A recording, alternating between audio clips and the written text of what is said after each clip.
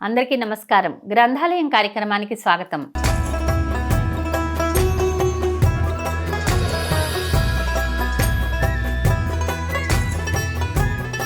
నా పేరు రాధా జోసిల. ముందుగా బ్రహ్మర్షి పితామహ పత్రిజీకి నా అనంతకోటి ఆత్మ ప్రణామాలు. మై డియర్ ఫ్రెండ్స్, మనం ఎంతో చక్కగా ఎకో బొడెయిన్ గారి ఎకోస్ ఆఫ్ ద సోల్ అనే పుస్తకం గురించి గత ఎపిసోడ్స్లో ఎన్నో అద్భుతమైన విషయాలు తెలుసుకున్నాము. ఆ పుస్తకాన్ని శిరీష వాడపల్లి గారు మనకి తెలుగులోకి అనువదించి ఇవ్వడం జరిగింది. ఈ భూలోకం ఎంత వాస్తవమో సూక్ష్మలోకాలు కూడా అంతే వాస్తవమని, భూలోకవాసులతో మన సంబంధాలు ఎంత వాస్తవమో ఉన్నతలోకవాసులతో కూడా మన సంబంధాలు అంతే వాస్తవమని తెలియజెప్పిన అద్భుత గ్రంథం ఎకోస్ ఆఫ్ ది సోల్. ఈ గ్రంథం తెలుగులో ఆత్మానుభవాలుగా అనువదించారు. ఎకో బైడెన్ కలం నుంచి జాలువారిన ఈ ఆంగ్ల గ్రంథం రచయిత్రికి సంబంధించిన ఓ ఆత్మకథగా అవగతమవుతోంది. పునర్జన్మ సిద్ధాంతాలన్నీ కర్మ సిద్ధాంతాల గురించి చెబుతూనే కొందరు బలవంతంగా తమ శరీరాలను ఎందువల్ల విడిచిపెట్టాల్సి వస్తుంది, కొందరు భౌతిక శరీరంలోకి రాకుండా ఉన్నత లోకాలలోనే సంకల్ప స్వరూపులుగా, ప్రేమ స్వరూపులుగా ఉండి భూలోకవాసులకు ఎలాంటి సహాయం అందిస్తారో ఈ గ్రంథంలో రచయిత్రి వివరించిన తీరు వర్ణనాతీతం. ఆయా విశేషాలను ఆవిష్కరించే ఈ గ్రంథం ఆద్యంతం ఆసక్తిని పెంచుతుంది. ఇంత అద్భుతమైన జ్ఞానాన్ని మన గ్రంథాలయంలో తెలుసుకుందాం. కొన్ని ఆత్మలు సరి అయిన ఆత్మలా కాదా, ఆత్మలతో సంభాషించేటప్పుడు వాళ్ళు నిజంగా మనం అనుకున్న ఆత్మలైనా కాదా అని తెలుసుకోవాలి. తెలుసుకుని అప్రమత్తంగా ఉండాలని ఒకటి తెలియచేస్తారు. ఒక్కొక్కసారి కొన్ని ఆత్మలు ఈ భూమి మీద జరిగిన లౌకిక విషయాన్ని అంత గుర్తు పెట్టుకోకుండా వాటిని వదిలేస్తూ ఉంటారు. వాటి మీద వాళ్ళకి ధ్యాస ఉండదు. ఎందుకంటే ఆత్మలోకాల్లో వాళ్ళు ఎంతసేపు కూడా తర్వాత స్థితికి చేరటానికి, భగవంతుడంటే ఏంటో తెలుసుకోవడానికి, ఆ భగవంతుడు తను ఒకటే అని తెలుసుకోవడానికి అలాంటి ప్రయత్నాలు చేస్తూ ఉంటారు. అలాంటి జ్ఞానాన్ని పొందే ప్రయత్నాల్లో వాళ్ళు ఉంటారనమాట. అందుకని వాళ్ళు ఈ లౌకికమైన, ఈ భౌతికమైన విషయాలు ఆలోచించరు. ఇక్కడ నాకు మనవడు పుట్టాడా, మనవరాలు పుట్టిందా అని అక్కడి నుంచి ఆత్మ తొంగి చూసుకోదనమాట.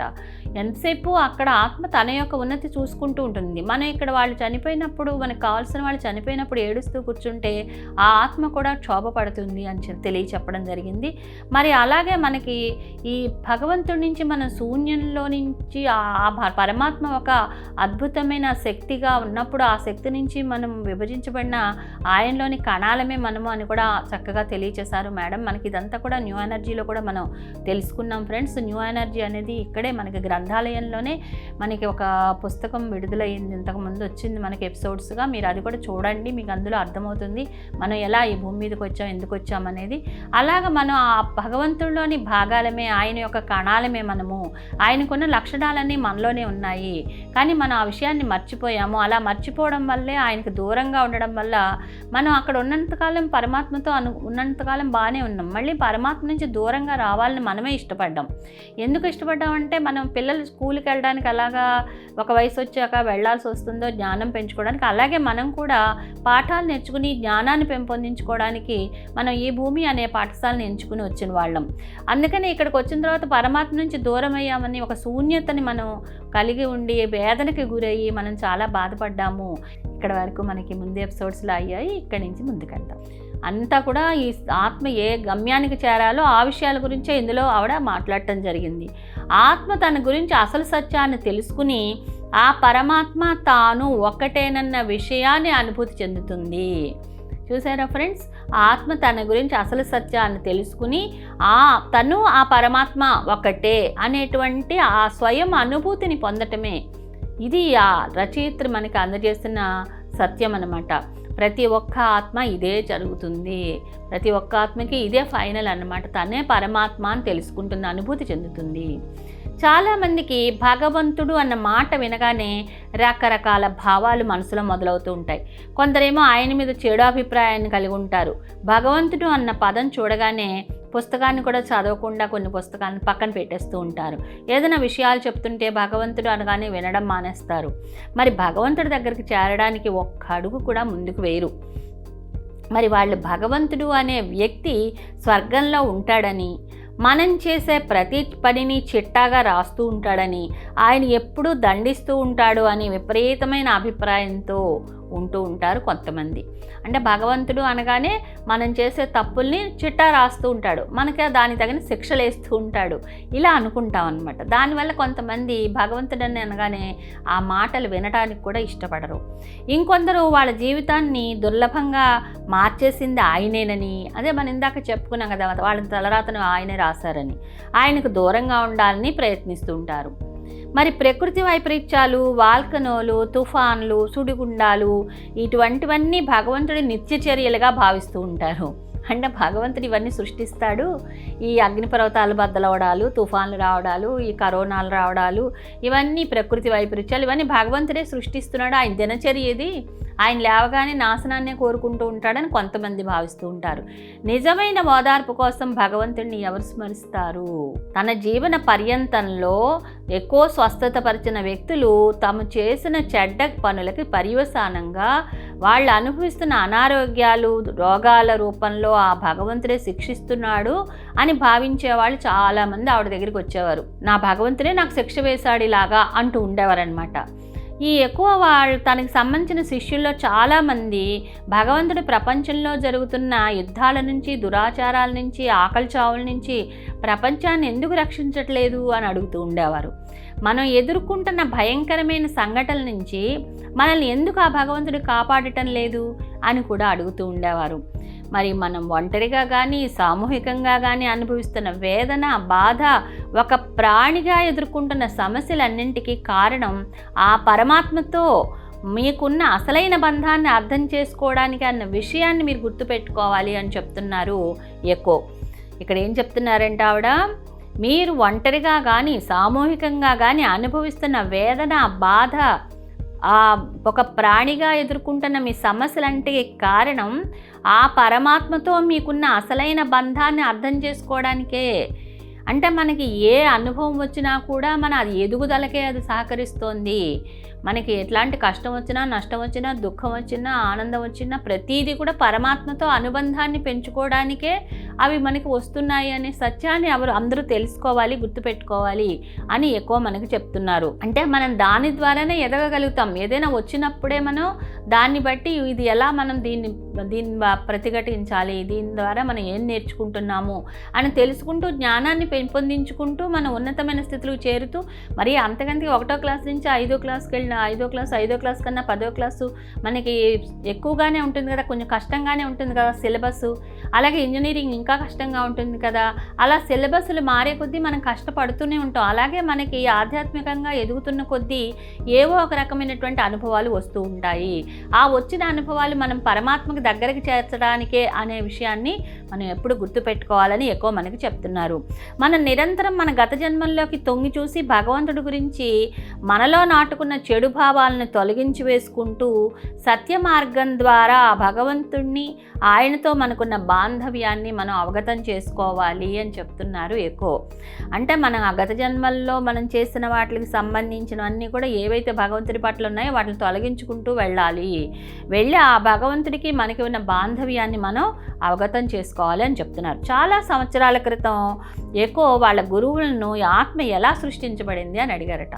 అడిగితే అప్పుడు వాళ్ళు ఒకానొక అనంతమైన మిరిమిట్లు గొలిపేటువంటి తెల్లని బంతి ఆకారంలో ప్రాణశక్తి యొక్క ఒక చిత్రాన్ని చూపించారట ఆ గురువులు ఈవిడికి. అది విద్యుత్ శక్తిలాగా అనిపించిందిట.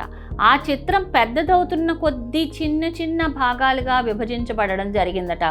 ఆ తెల్లని శక్తి ఆకారమే పరమాత్మ అని, ఆ చిన్న చిన్న విభజనలే ఆత్మలని గురువులు చెప్పారట. ఆ భగవంతుడు తనలోని భాగాలనే తీసి మన ఆత్మలుగా సృష్టించారు. చూసారా ఫ్రెండ్స్, మనం ఎలా తయారయ్యామో? భగవంతుడు ఒక పెద్ద ఒక విద్యుత్ లాంటి ఒక శక్తి అయితే ఆ శక్తిలో ఉన్న కణాలమే మనము.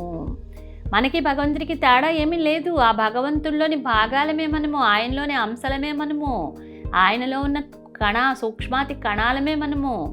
మరి చూడండి, మనకి భగవంతుడికి ఏమీ తేడా లేదు. అతడు సృష్టించిన మొదట్లో మనం ఆ పరమాత్మకు దగ్గరగానే నివసిస్తూ ఉండేవాళ్ళం. కాలం గడిచే కొద్దీ, మన బుద్ధి పెరిగే కొద్దీ మనకు ఆ పరమాత్మ నుంచి దూరంగా జీవించాలి అని కోరిక కలిగి భూమి మీద పాఠాలని అభ్యసించడానికి వచ్చాము. మనం ఇవన్నీ న్యూ ఎనర్జీలో చెప్పుకున్నాం ఫ్రెండ్స్. ఇంతకుముందు గ్రంథాలయంలో న్యూ ఎనర్జీ అని ఉంటుంది, అది వినండి, అప్పుడు మీకు ఇంకా అద్భుతంగా అర్థమవుతాయి ఇవన్నీ కూడా. మనం ఎలా ఈ భూమి మీదకి వచ్చాం, ఎలా సృష్టించబడ్డాం అన్నీ ఉంటాయి అందులో. అయితే ఒకసారి మనం భూమిపైన జన్మ తీసుకున్నాక మన శరీరము, బుద్ధి అభివృద్ధి చెందాయి. ఎందుకంటే మన ఉద్దేశం ఏంటంటే ఇక్కడ మనం జ్ఞానాన్ని పెంచుకోవాలి. ఈ భూమి అనేది ఒక పాఠశాల, ఈ పాఠశాలలో మనం జ్ఞానాన్ని పెంచుకోవాలి. అందుకని జ్ఞాన తృష్ణ అనేది మనకి అంశగా మనం పరమాత్మ నుంచి ఎప్పుడైతే మనం విడుదలయ్యామో ఆ పరమాత్మ ద్వారా వచ్చిన ముక్కలమే కాబట్టి ఆ పరమాత్మలో ఉన్నటువంటి జ్ఞాన తృష్ణ ఏదైతే ఉందో అది మనలో కూడా ఉంది. ఆ జ్ఞాన తృష్ణ కొద్దీనే మనం ఈ భూమి మీదకి వచ్చాం. పరమాత్మకు దగ్గరగా కొన్నాళ్ళు. ఇప్పుడు చంటి బిడ్డ తల్లిదండ్రుల దగ్గర పెరుగుతాడు, ఒక 5-6 ఏళ్ళు వచ్చాక ఏం చేస్తాడు, స్కూల్కి వెళ్తాడు. అంతేగాని తల్లిదండ్రుల దగ్గర కూర్చోడు కదా, జ్ఞానం పెంచుకోవడానికి స్కూల్కి వెళ్తాడు. అలాగే మనం కూడా ఆ పరమాత్మ, మనం తల్లిదండ్రులు ఎలా అయితే పిల్లల్ని స్కూల్కి పంపిస్తారో మనం కూడా పరమాత్మ నుంచి వేరుగా ఉండాలి, మనం ఇంకా నేర్చుకోవాలి అని అనిపించగానే మన ఆలోచనలే మన వాస్తవమయ్యి మనం ఈ భూమిని మీదకి చక్కగా జన్మలు తీసుకోవడానికి వచ్చాం. అప్పుడు మన శరీరము, బుద్ధి అభివృద్ధి చెందడం జరిగాయి. ఇప్పటిదాకా మనకు దిశానిర్దేశం చేసిన అంతర్ముఖం కన్నా మనల్ని సృష్టించిన ఆ పరమాత్మ కన్నా మన బుద్ధినే మనం ఎక్కువగా నమ్ముతూ దాని మీదే ఎక్కువ ఆధారపడడం మొదలు పెడుతూ ఉంటాము.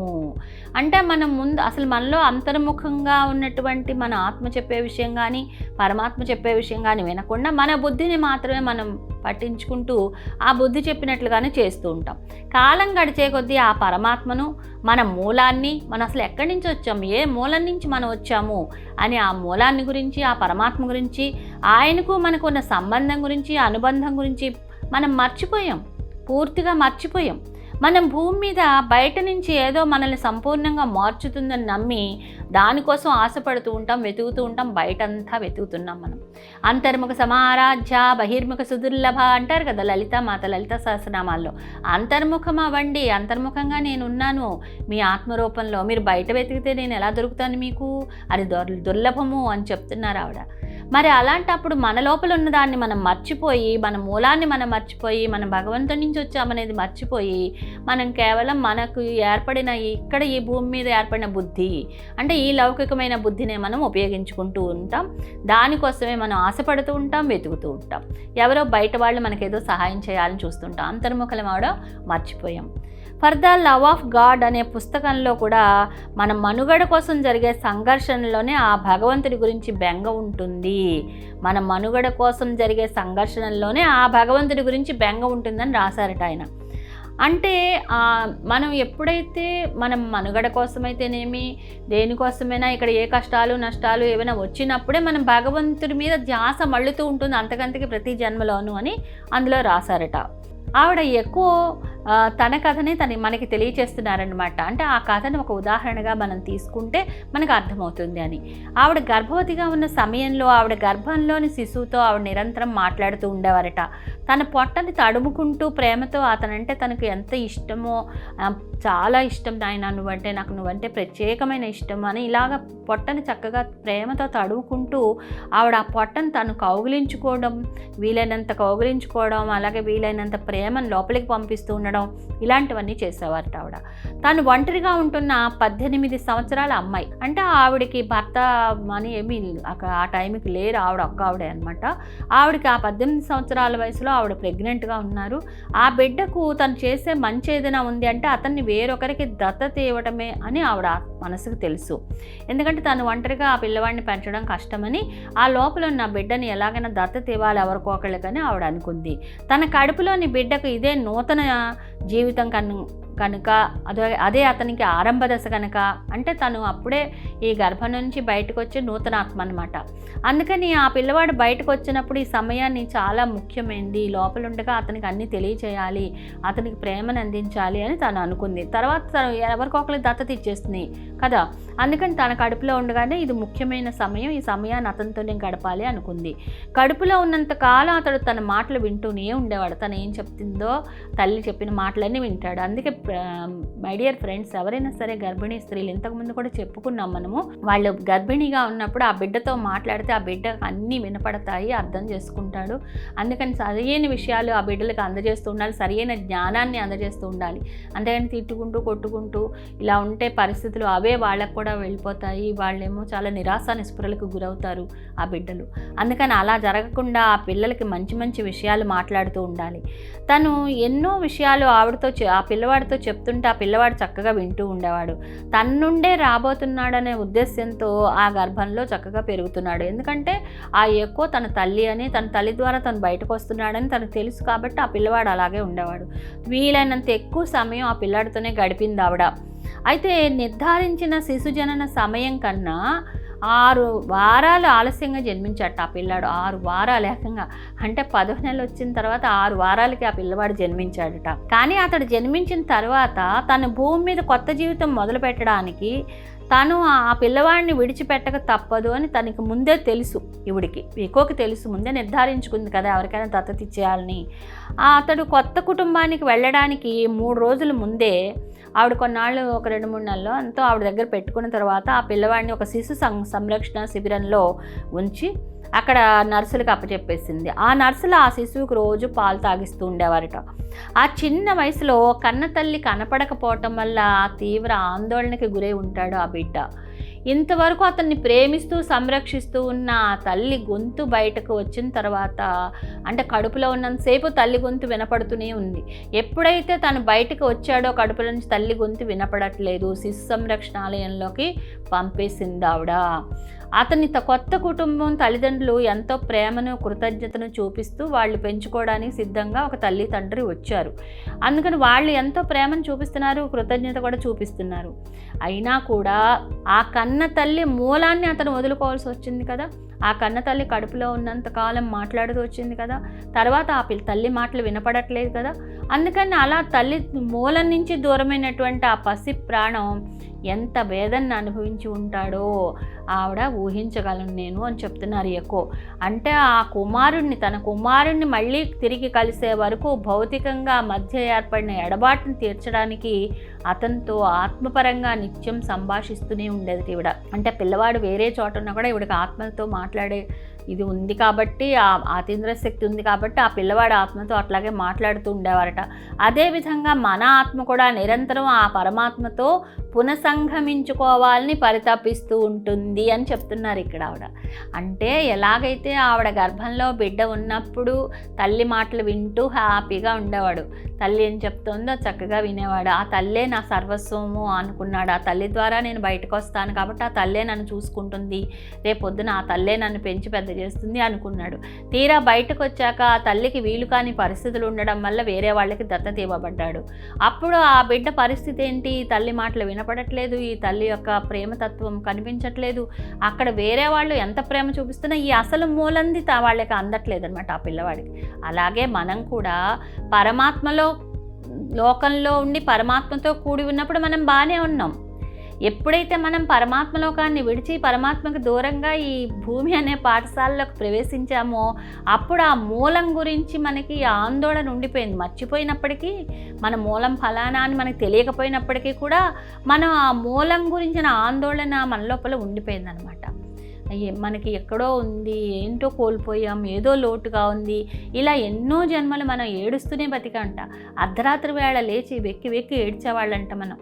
భగవంతుడా నువ్వు ఎక్కడున్నావు, మమ్మల్ని ఎందుకు ఇలా పడేసావు, ఇక్కడ మేము ఏం చేయాలి అని అయోమయ అవస్థలో ఉండేవాళ్ళంట మనం. ఎన్నో జన్మలు అలాగా కూడా మనకి గడిచాయి అని ఇంతకుముందు మనం న్యూ ఎనర్జీలో కూడా చెప్పుకున్నాం ఫ్రెండ్స్. మరి అలాగే తన కుమారుణ్ణి మళ్ళీ తిరిగి కలిసే వరకు ఎలాగైతే ఆ ఎడబాటు ఉంటుందో అలాగే మనం కూడా భగవంతుడిని మళ్ళీ తిరిగి కలుస్తాము. మళ్ళీ ఆ స్థితి మనం చేరే వరకు మనం ఆ పరమాత్మతో పునఃసంగమించుకోవాలి అని పరితపిస్తూనే ఉంటాం మనం. అందుకని అదే స్థితిలో మనం పెరుగుతూ ఉంటాం. భూమి మీద ఉన్న అదే పరిస్థితి మనకి పైకి తెలియకపోవచ్చు, కానీ మన ఆత్మ అదే పరిస్థితిలో ఉంటుంది. అలాగే మన ఆత్మ లోకాలకు వెళ్ళినా కూడా మనం అదే స్థితిలో ఉంటూ ఉంటాము. మన లోకం అంతా కూడా ఇక్కడ అత్యాశతో, మత్తుతో, మాయతో, వ్యసనాలతో, కుట్రలతో, కుతంత్రాలతో, లైంగిక వాంఛలతో, ఖరీదైన కొనుగోళ్లతో నిండిపోయింది ఇక్కడ ఈ మాయా ప్రపంచం అనేది. ఆత్మ తనను తాను బయట ప్రాపంచికంలో నిత్యం అన్వేషిస్తూ తన సొంత ఇంటి అంటే ఆత్మలోకం గురించి, సొంత ఇల్లు ఏంటి మనకి ఆత్మలోకం, ఆత్మలోకం మీద ఉన్నటువంటి బెంగని పోగొట్టుకోవాలనుకుంటుంది. ఎందుకంటే తను ఇక్కడ ఈ ప్రాపంచికంలోనే అన్వేషిస్తూ ఉంటుంది అన్నమాట. ఇక్కడ ఏదైనా దొరుకుతుందా, అక్కడ ఉన్న బెంగను తీర్చుకోవడానికి ఇక్కడ వెతుకుతూ ఉంటుంది ఈ ఆత్మ. ఇక్కడ ఏదైనా నాకు ఈ బెంగ తీర్చుకోవడానికి ఏమైనా దొరుకుతుందా అని బయట వెతుకుతూ ఉంటాం మనం. అంతేగాని మన అంతరంగంలో ఉన్నదాన్ని మనం పట్టించుకోం, తెలియదు అనమాట ఆ మూలం ఇక్కడే ఉందని. ఆ పరమాత్మ నుంచి వేరే వచ్చాము అనే విషయాన్ని మర్చిపోవడానికి నిరంతరం మనల్ని మనం ఏదో ఒక ధ్యాసలో నిమగ్నం చేసుకుంటూ ఉంటాం అనమాట. మనం వేరే ధ్యాస ఏదో ఒకటి పెట్టేసుకుంటూ ఉంటాం, అసలు విషయాన్ని వదిలేస్తూ ఉంటాం. నిజానికి ఎటువంటి ధ్యాసలు పనిచేయవు ఇక్కడ మనకి. మనం అంతా మనల్ని మనం ప్రోత్సహించుకోవాల్సింది పోయి వేరొకరి నుంచి ఆ ప్రోత్సాహాన్ని ఆశిస్తూ ఉంటాం. మన ఆనందాన్ని మనమే వెతుక్కోవాలి, మన ప్రోత్సాహాన్ని మనమే తెచ్చుకోవాలి, అది మనలోనే ఉంది. కానీ మనం ఏమనుకుంటాం, వాళ్ళు నన్ను ప్రోత్సహించట్లేదు, వాళ్ళు నాకు సహాయం చేయట్లేదు, వాళ్ళు నన్ను ఆనందంగా ఉండనివ్వట్లేదు అనుకుంటాం. కానీ దేనికి ఎవరు కారణం కాదు, మన లోపలే అన్నీ ఉన్నాయి. మనకి మనంగానే ప్రోత్సహించుకోవాలి. మనం ఏదైనా ఒక దీక్ష పుని ఒక పలానా పని ఒక లక్ష్యం వైపు మనం వెళ్ళాలి అనుకుంటే ఆ లక్ష్య సాధన వైపు మనమే ప్రోత్సహించుకుంటూ ముందుకెళ్ళాలి. ఎవరు మనల్ని ప్రోత్సహించలేదనేటువంటి ఫీలింగ్ పెట్టుకోకూడదు మనం.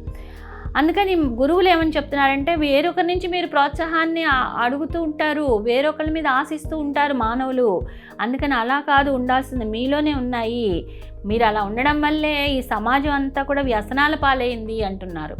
అంటే మనం ఏదో మద్యపానం తాగితే బాగుంటుందేమో, లేకపోతే ఏదో సిగరెట్ కాలిస్తే బాగుంటుందేమో, లేదా ఇంకొకరితో మాట్లాడుతుంటే బాగుంటుంది, అలా వేరే వాళ్ళ మీద మనం ఆధారపడిపోతున్నాం. వేరే ఏ విషయం మీద కానీ, ఏ మనిషి మీద కానీ, ఏ పరిస్థితుల మీద కానీ మనం ఆధారపడకుండా మనలోనే అంతా ఉంది, మనకి మనమే అన్నీ చేసుకోగలమనే స్థితిలోకి మనం వెళ్ళాలి. అదే ఆధ్యాత్మిక అవగాహన. మన ఆనందం, శాంతి, ఆహ్లాదం, స్వేచ్ఛ, పొగడ్తల కోసం పరితపిస్తూ ఉంటాం. మనకేం కావాలి? ఆనందం, శాంతి, ఆహ్లాదం, స్వేచ్ఛ, పొగడ్తలు, ఇవి కావాలి మనకి ఎప్పుడు కూడా మానవులకి. కానీ మనం చేయాల్సింది ఏంటంటే ఆ భగవంతుని మీద మనకున్న వ్యతిరేక భావాలను ముందు మార్చుకోవాలి. ఒకవేళ ఎవరికైనా భగవంతుడి పట్ల వ్యతిరేక భావాలు ఉంటే, భగవంతుడే నా రాత రాస్తాడు, భగవంతుడే ఈ ఉప్పెన్లు అవి తీసుకొస్తున్నాడు, ఈ తుఫాన్లు తీసుకొస్తున్నాడు, ఇన్ని అగ్నిపర్వతాలు బదులవుతున్నాయి, ఇన్ని భూకంపాలు వస్తున్నాయి, దీనికి అంతటికీ భగవంతుడే కారణము, ఇలా ఎన్నో సిద్ధాంతాలు మనలో పాతుకుపోయి ఉంటాయి. కూకటి వేళ్లతో వాటిని పెకిలించి వేయాలి. భగవంతుడు అనేవాడు ఉన్నాడు. ఆయన మన నుంచి ఏమీ ఆశించకుండానే మనల్ని ప్రేమిస్తుంటాడు. భగవంతుడు అంటే స్వర్గంలో నివసిస్తూ అసూయతో నిరంతరం శిక్షిస్తూ రానున్న జన్మలో ఎలా కష్టాలు కలిగించాలని ఆలోచించే వ్యక్తి కాదు. అలా మనం ఎప్పుడు కూడా అలాగా ఆలోచించకూడదు. అసలు అలా ఉండరు భగవంతుడు. మనలో చాలామంది తమకు నష్టం కలిగిన వెంటనే నాకే ఎందుకు ఇలా జరిగింది, పక్కింటి వాడి మీద కాకుండా నా ఇంటి పైన పిడుగెందుకు పడింది, నాకు ఎందుకు అరిష్టం వచ్చింది, బహుశా ఇదంతా భగవంతుడి పనే, భగవంతుడికి అసలు కృప లేదు, దయ లేదు, కరుణ లేదు, ఇలాంటి మాటలు మనం మాట్లాడుతూ ఉంటారు కొంతమంది. అలా అనుకుంటూ ఉండడం వల్ల నిజానికి అదంతా కూడా సరి అయిన విషయం కాదది. నిజానికి ఆత్మే కష్టతరమైన అనుభవాల ద్వారా జీవిత పాఠాలు నేర్చుకోవటానికి వాటిని ఎంచుకుని వస్తుంది. చూడండి ఫ్రెండ్స్, ఆత్మ తన కష్టతరమైనటువంటి అనుభవాలు తెచ్చుకుని దాని ద్వారా జీవితానుభవాలు నేర్చుకోవడానికి ఎంచుకుని వస్తుంది. అంతేగాని ఇక్కడ భగవంతుని వెళ్ళు, ఆ కష్టాలు పడు, ఆ కన్నీళ్ళు పడు, నాకు 10 మంది పిల్లలు పుట్టారు, భగవంతుడు ఇంతమంది పుట్టేలా చేశాడు, నేను వాళ్ళని పెంచలేక వస్తున్నాను, ఇలా అనుకోకూడదు. అది నువ్వు ఇష్టపడి వచ్చావు, నేను 10 మంది పిల్లలు పుడితే ఎలా ఉంటుందో చూడాలనుకున్నాను, నాకు పిల్లలు పుట్టకపోతే ఎలా ఉంటుందో చూడాలనుకున్నాను. ఇవన్నీ మనం ఎంచుకుని వచ్చినవే. ఆ ఎంచుకుని వచ్చిన తర్వాత ఇక్కడికి వచ్చాక భగవంతుడు ఏమి చేయట్లేదు నాకు అని అనుకుంటూ ఉంటాం మనము. ఆ భగవంతుడు మనకు నిరంతరం సహాయం చేస్తూనే ఉంటాడు. మనల్ని సృష్టించిన ఆ పరమాత్మ ప్రతి క్షణం మనకు ప్రేరణ ఇస్తూ, మార్గదర్శకం చేస్తూ, ప్రోత్సహిస్తూనే ఉంటాడు. మనకెప్పుడు కూడా ప్రపంచం ఇలా మారటానికి కారణం భగవంతుడు కాదు, మన అంతరంగంలో ఉన్నాడు భగవంతుడు. ఆ అంతరంగంలోంచి మనకు ప్రోత్సాహం లభిస్తుంది. మన అంతరంగంలో పరమాత్మ ఉన్నాడని మనం అసలు ఊహించాలి, దాన్ని యాక్సెప్ట్ చేయాలి, అంగీకరించాలి కదా. నాలో పరమాత్మ ఉన్నాడనేది. కొంతమంది నువ్వు దేవుడు అయ్యా అంటే, నేను దేవుడిని ఏంటండి, నేను నమ్మను అంటారు. అలా అనకూడదు. దేవుడు నీలోనే ఉన్నాడు. నీలో ఉన్నాడు కాబట్టి నువ్వు అలా మాట్లాడగలుగుతున్నావు, చూడగలుగుతున్నావు, వినగలుగుతున్నావు, తినగలుగుతున్నావు, అరిగించుకోగలుగుతున్నావు, అన్నీ జరుగుతున్నాయి నీలో. ఆ భగవంతుడే తప్పుకుంటే నీ లోపల నుంచి నువ్వేమైనా ఉంటావా? అందుకని భగవంతుడిని ముందు ఒప్పుకోవాలి. నీలో భగవంతుడు ఉన్నాడని నువ్వు ఎప్పుడైతే ఒప్పుకుంటా లోపల నుంచి ప్రోత్సాహము వస్తుంది, ధైర్యము వస్తుంది, ఆనందము వస్తుంది, అన్నీ మనకు వస్తాయి. అవన్నీ భగవంతుడు ఇస్తాడు మనకి. కానీ మనం బయట వెతుకుతున్నాం, లోపల వెతకట్లా. ప్రపంచం ఇలా మారడానికి కారణం భగవంతుడు కానే కాడు. మనల్ని అత్యంత పరాక్రమవంతులుగా, ఉన్నతాత్మలుగా తీర్చిదిద్దుకోవడానికి ఈ భూమి మీద మనం జన్మించాము. మనం ఈ భూమి మీద ఎందుకు జన్మించాం ఫ్రెండ్స్? ఉన్నతాత్మలుగా మనల్ని మనం తీర్చిదిద్దుకోవడానికి, పరాక్రమవంతులుగా, అత్యంత పరాక్రమవంతులుగా మనం మారటానికి. అంటే పరాక్రమవంతులు అంటే శారీరక బలం అని కాదు, ఇక్కడ ఆత్మపరంగా మనం స్థిరంగా, చక్కగా, ధైర్యంగా, ఆత్మస్థితిలో మనం ఎదుగుతూ ఉండడానికి వచ్చాం మనం ఇక్కడికి. దీన్ని ఇలా పాడు చేసింది మనమే కనుక దీన్ని బాగు చేయాల్సిన బాధ్యత కూడా మనదే. ఎందుకంటే ఈ భూమి మీద మనం జన్మించి ఈ భూమిని మనం రకరకాల వేరు ఆలోచనలతో అసలైన భగవంతుని మనం గుర్తించకుండా, మూలాన్ని మర్చిపోయి, మూలం గురించిన ఆలోచనలు ఎవరైనా చెప్పినా కూడా వినకుండా, నమ్మకుండా ఎంతోమంది గురువులు ప్రయాసపడుతూనే వచ్చారు. 5000 సంవత్సరాల నుంచి మనతో గురువులు ఎంతోమంది చెప్తున్నారు, మొత్తుకుంటున్నారు, ఇంకా చాలు మీ అనుభవాలన్నీ అయిపోయాయి, ఇంకా రండి, మీరు ఎలాగైతే ఏ లక్ష్యం కోసం వచ్చారో ఆ లక్ష్యాలు నెరవేర్చుకోవాలి అని చెప్తున్నప్పుడు మనం పెడచెవిని పెడుతూ పెళ్ళాట్లు ఇళ్ళాట్లు ఆడుకుంటూ ఈ భూమి మీదే ఉండిపోతున్నాం మనం. దానివల్ల వాళ్ళు కూడా ఎంతో బాధ చెందుతున్నారు, వ్యధ చెందుతున్నారు. అందుకని ఆ గురువులు ఏం చెప్తున్నారంటే, ఈ భూమిని మీరే పాడు చేసుకున్నారు కాబట్టి సరిచేయాల్సింది కూడా మీరే. ఎవరు పాడు చేస్తారో వాళ్ళే బాగు చేయాలి కదా మరి. అందుకని ఆ బాధ్యత కూడా మనదే. అదృష్టవశాత్తు మనం ఎప్పుడైనా ఆ భగవంతుడిని మన జీవితాలను కానీ, ప్రపంచాన్ని కానీ బాగు చేయమని కోరిన వెంటనే దానికి భగవంతుడు మనకి సమాధానం ఇస్తాడు.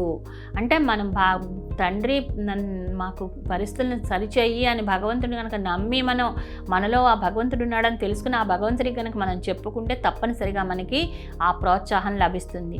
చాలామంది ఆ పరమాత్మతో ఎప్పుడు ఎలా ఎటువంటి బంధాన్ని ఏర్పరచుకోవాలో తెలియక తికమక పడుతూ ఉంటారు. మనందరి ప్రయాణం వేరు కనుక మనకి ఏదైతే సరైన మార్గమో అది మనం చెప్పలేము. ఎందుకంటే ఒక్కొక్కరిది ఒక్కొక్క రకంగా ఉంటుంది. ఒకళ్ళు ఒకలా ఉంటారు, ఒకళ్ళు ఒకలా ఉంటారు.